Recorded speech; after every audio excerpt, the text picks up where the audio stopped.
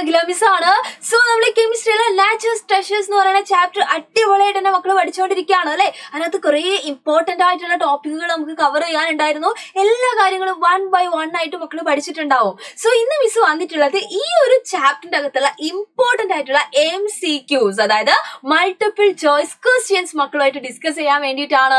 മക്കൾക്ക് എല്ലാവർക്കും അറിയാം അല്ലെ, നമ്മുടെ CBSE സിലബസിനെ സംബന്ധിച്ചിടത്തോളം പറയുകയാണെങ്കിൽ, ആ സിലബസ് ഫോളോ ചെയ്യുന്ന മക്കളുടെ കാര്യം പറയുകയാണെങ്കിൽ, നമുക്ക് മാർക്ക് കൂടാനും കുറയാനും ഒക്കെ അതിനെ ഡിപ്പെൻഡ് ചെയ്യുന്ന ഒരാളാണ്, അല്ലെങ്കിൽ അതിൽ ഭയങ്കരമായിട്ട് ഇൻഫ്ലുവൻസ് ചെയ്യുന്ന ഒരു കാറ്റഗറിയാണ് നമ്മുടെ MCQs എന്ന് പറയുന്നത്.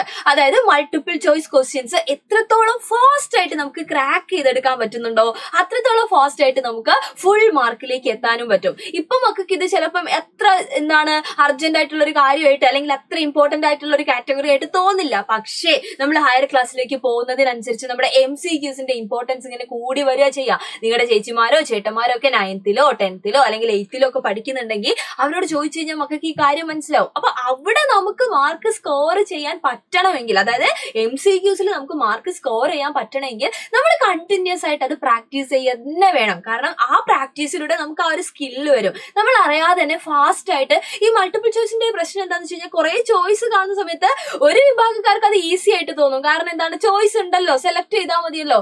എന്നാൽ അങ്ങനെ കരുതുമ്പോൾ തന്നെ ഇത് ഭയങ്കര ടഫ് ആയിട്ടുള്ള ഒരു ഏരിയ കൂടിയാണ്. കാരണം നമ്മൾ ആകെ കൺഫ്യൂസ്ഡ് ആവും. കുറെ ഓപ്ഷൻസ് കാണുകയാണ്, അതിനകത്ത് ഏതാണ് ചൂസ് ചെയ്യുക എന്നുള്ളൊരു കൺഫ്യൂഷൻ വരും. ആൻഡ് ടൈമിങ് വളരെ പ്രശ്നമുള്ള ഒരു കാര്യമാണ്. അതായത് ഇതിനുവേണ്ടി ഒരുപാട് സമയമൊന്നും നമ്മൾ എന്ത് ചെയ്യരുത്, സ്പെൻഡ് ചെയ്യരുത്. അപ്പൊ അതൊക്കെ നമുക്ക് ചെയ്യാൻ പറ്റണമെങ്കിൽ നമ്മൾ എന്ത് ചെയ്യണം, പ്രാക്ടീസ് ചെയ്യണം. ആ ഒരു സ്കില്ല് നമ്മൾ ഉണ്ടാക്കിയെടുക്കണം. സോ അത് നമ്മൾ ഇപ്പോഴേ എന്ത് ചെയ്യണം, തുടങ്ങിക്കൊണ്ടേ ഇരിക്കണം അല്ലെ. അപ്പൊ ഈ ഒരു ചാപ്റ്ററിന്റെ അകത്തുള്ള ഇമ്പോർട്ടന്റ് ആയിട്ടുള്ള എല്ലാ MCQസും ഈ വീഡിയോയിൽ നമുക്ക് ഡിസ്കസ് ചെയ്യാം. നിങ്ങൾ നിങ്ങളുടെ ഫ്രണ്ട്സിനൊക്കെ ഷെയർ ചെയ്ത് കൊടുത്തോളാം.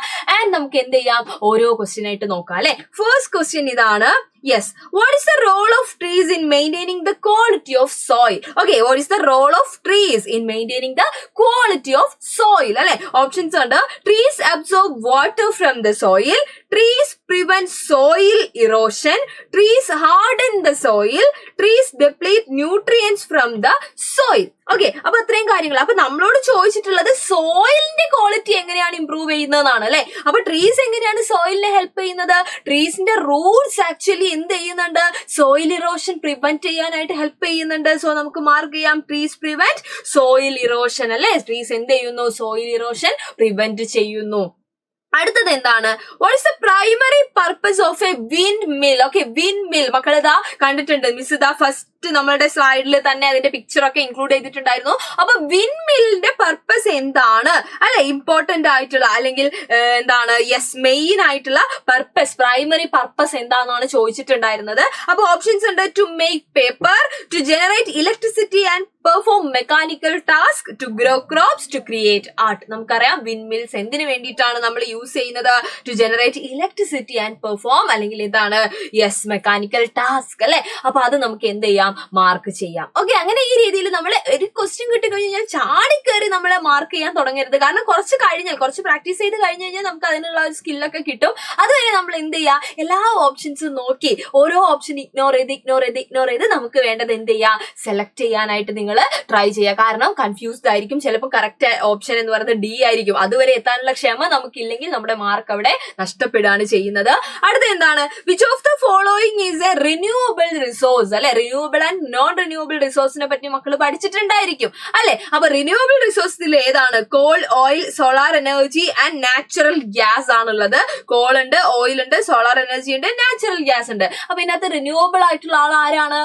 നമുക്കറിയാം നമ്മുടെ സോളാർ എനർജിയാണ്. അത് നമ്മൾ എത്ര യൂസ് ചെയ്ത് കഴിഞ്ഞ് കഴിഞ്ഞാലും എന്ത് ചെയ്യുന്നില്ല, തീർന്നു പോകുന്നില്ല അല്ലെ. റിന്യൂവബിൾ ആയിട്ടുള്ള ഒരു റിസോഴ്സ് ആയിട്ട് നമുക്ക് അതിനെ എന്ത് ചെയ്യാം, കണക്കാക്കാം. ഓക്കെ, അടുത്ത എന്താണ്, what is the role of earth worms in soil?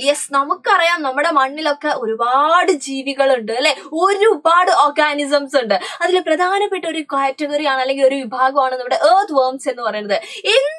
എന്താണ് ഈ എർത്ത് വർംസ് സോയിലിൽ ചെയ്യുന്നത്? അവർ ജീവിക്കുന്നുണ്ട് എന്നുള്ളത് നമുക്കറിയാം. അവര് ജീവിക്കുന്നു എന്നതിനപ്പുറത്തേക്ക് സോയിലിൽ എർത്ത് വർംസിന്റെ റോൾ എന്താണ്, ഇമ്പോർട്ടൻസ് എന്താണെന്നാണ് ചോദിച്ചിരിക്കുന്നത്.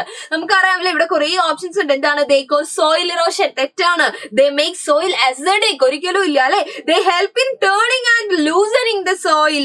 നമുക്കത് മാർക്ക് ചെയ്യാം. ദേ കോമ്പാക്ട് ദ സോയിൽ. അപ്പൊ എർത്ത് വർം എന്ന് പറഞ്ഞു കഴിഞ്ഞാൽ നമ്മുടെ ഓപ്ഷൻ C ആണ് കറക്റ്റ് ആൻസർ. കാരണം എർത്ത് വർം അവിടെ ജീവിക്കുന്ന സമയത്ത് അത് സോയിലിനെ എന്ത് ചെയ്യണം, ചെയ്യുന്നുണ്ട്? ഈ പറഞ്ഞ പോലെ ലൂസനിങ് എന്ന് പറയുന്ന ആ ഒരു എഫക്റ്റ് അല്ലെ, അതുവഴി ആ നമ്മുടെ സോയിലിലെ എന്താണ് വാട്ടർ ആയിക്കോട്ടെ, ന്യൂട്രിയൻസ് ആയിക്കോട്ടെ, അതൊക്കെ നമ്മുടെ സോയിൽ എല്ലാ ഭാഗത്തേക്കും എന്ത് ചെയ്യുന്നുണ്ട്, എത്തപ്പെടുന്നുണ്ട്. സോ അത് നമുക്ക് ഓപ്ഷൻ സി നമുക്ക് എന്ത് ചെയ്യാം, ഇവിടെ മാർക്ക് ചെയ്യാം.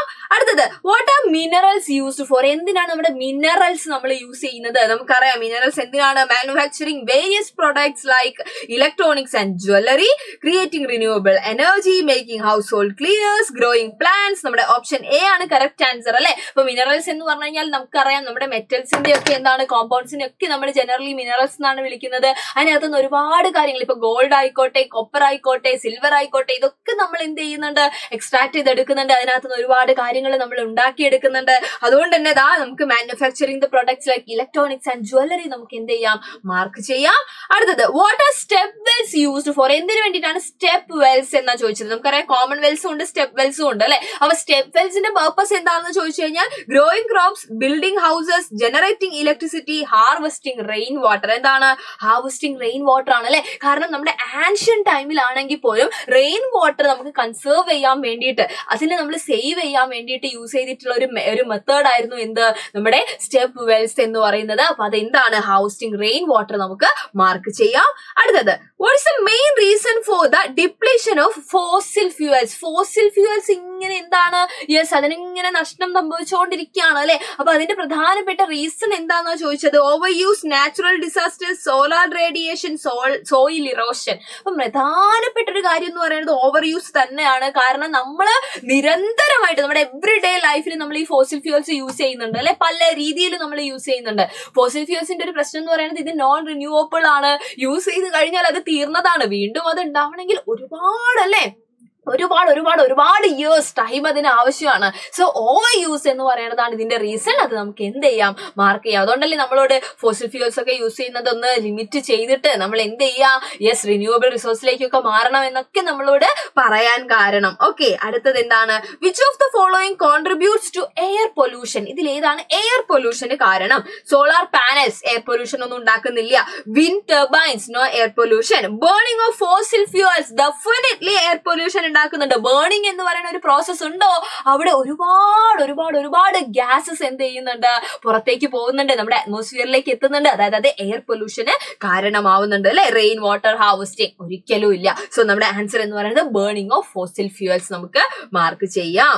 ഓക്കെ, അടുത്ത ക്വസ്റ്റ്യൻ എന്താണ്, which of the following is A non renewable resource? ഈ തന്നിട്ടുള്ളതിൽ ഏതാണ് നോൺ റിന്യൂവബിൾ റിസോഴ്സസ് എന്നാ ചോദിച്ചിട്ടുള്ളത്? വിൻഡ് എനർജി റിന്യൂവബിൾ ആണ്, സോളാർ എനർജി റിന്യൂവബിൾ ആണ്, യെസ്. കോൾ എന്താണ്, കോൾ എന്ന് പറഞ്ഞു കഴിഞ്ഞാൽ എന്താണ്, ഇറ്റ് ഈസ് നോൺ റിന്യൂവബിൾ അല്ലെ. കോൾ എന്ന് പറയുന്നത് നോൺ റിന്യൂവബിൾ ആണ്. ദെൻ ബയോമാസ് റിന്യൂവബിൾ ആണ്. അപ്പൊ നമുക്കറിയാം ഇതിനകത്ത് വിൻഡ് ആവട്ടെ, സോളാർ ആവട്ടെ, ബയോമാസ് ആവട്ടെ, ഇതൊക്കെ നമുക്ക് എന്താണ്, റിന്യൂവബിൾ. നമുക്കിപ്പോ നമ്മൾ യൂസ് ചെയ്ത് കഴിഞ്ഞാലും അത് എന്ത് ചെയ്യാൻ പറ്റും, നമുക്ക് യെസ് വീണ്ടും നമുക്ക് ഉണ്ടാക്കാനും അത് യൂസ് ചെയ്യാനും ഒക്കെ ഉള്ള ഒരു ഓപ്പർച്യൂണിറ്റി നമുക്ക് ഉണ്ട്. പക്ഷേ നമ്മളുടെ കോൾ എന്ന് പറയുന്നത് it is A non renewable resource. നമ്മൾ യൂസ് ചെയ്ത് കഴിഞ്ഞാൽ അത് തീർന്നതാണ്. ഒരുപാട് ഇയേഴ്സ് എടുത്തിട്ട്, നേരത്തെ നമ്മൾ പറഞ്ഞതുപോലെ ഒരുപാട് ഇയേഴ്സ് എടുത്തിട്ട് മാത്രമേ പിന്നീട് അത് എന്ത് ചെയ്യുന്നുള്ളൂ, ഉണ്ടാക്കി വരുന്നുള്ളൂ. അതുകൊണ്ട് ഒരിക്കലും അതിനെ നമുക്ക് എന്തിൽ പെടുത്താൻ പറ്റില്ല, റിന്യൂവബിളിൽ പെടുത്താൻ പറ്റില്ല. സോ കോൾ എന്ന് പറയുന്നത് ഒരു നോൺ റിന്യൂവബിൾ എനർജി റിസോഴ്സ് ആണ് അല്ലെ, റിസോഴ്സ് ആണെന്നുള്ളത് നമുക്ക് മാർക്ക് ചെയ്യാം. അടുത്തത്, what percentage of air is composed of oxygen? നമുക്കറിയാം എയറിനകത്ത് ഒരുപാട് ഗ്യാസസ് ഉണ്ട് അല്ലെ. അതിന്റെ കോമ്പോസിഷൻ ഒക്കെ മക്കൾ പഠിച്ചിട്ടുണ്ടായിരിക്കും. ഒരു എന്താണ്, യെസ്, ഇതേപോലെയുള്ള ഒരു പിക്ചർ ഒക്കെ മക്കൾ പഠിച്ചിട്ടുണ്ടാവും. അപ്പൊ അതിനകത്ത് ഏറ്റവും കൂടുതൽ നൈട്രജൻ ആണ്, 78% നൈട്രജൻ ആണെന്ന് നമുക്കറിയാം. നമ്മളോട് ചോദിച്ചിട്ടുള്ളത് ഓക്സിജൻ എത്ര പെർസെന്റേജ് ആണെന്നാണ്. ഓക്സിജൻ എന്ന് പറയുന്നത് എത്രയാണ്, അത് 21% ആണ് അല്ലെ. അത് എപ്പോഴും ഒന്ന് ഓർത്ത് വെക്കണേ. ഓക്സിജൻ 21% ആണ്. 78% ആരാണ്, നമ്മുടെ നൈട്രജൻ ആണ്. ബാക്കി 1% വരുന്നത് നമ്മുടെ ബാക്കിയുള്ള കുറെ എന്താണ്, ഈ പറഞ്ഞ പോലെ ഗ്യാസസും വാട്ടർ വേപ്പറും എല്ലാം വരുന്നുണ്ട്. പക്ഷെ ഇവരെ രണ്ടുപേരെയും മക്കൾ എന്ത് ചെയ്യുക, ഒന്ന് ഓർത്തു വയ്ക്കുക. പ്രധാനമായിട്ടും നമ്മുടെ ഓക്സിജനെയും നൈട്രജനെയും എന്ത് ചെയ്യുക, ഓർത്തു വയ്ക്കുക. അപ്പൊ ഓക്സിജൻ എന്ന് പറയുന്നത് 21% ആണ്. ഓക്കെ, അപ്പൊ ഇത്രയും MCQs ആയിരുന്നു ഇന്നത്തെ വീഡിയോയിൽ മിസ് കൊണ്ടുവന്നിട്ടുള്ളത്. നമുക്ക് ഇനിയും ഒരുപാട് ക്വസ്റ്റ്യൻസ് ഡിസ്കസ് ചെയ്യാനുണ്ട്. അതൊക്കെ ആയിട്ട് മിസ് വീണ്ടും വരാം. അപ്പൊ വീഡിയോ ഇഷ്ടപ്പെട്ടിട്ടുണ്ടെങ്കിൽ ലൈക്ക് ചെയ്യാം. നേരത്തെ പറഞ്ഞ പോലെ നിങ്ങളുടെ ഫ്രണ്ട്സിനൊക്കെ ഷെയർ ചെയ്ത് കൊടുക്കാം. വീണ്ടും നമുക്ക് കാണാം. അതുവരെ എല്ലാവർക്കും thank you so much and by.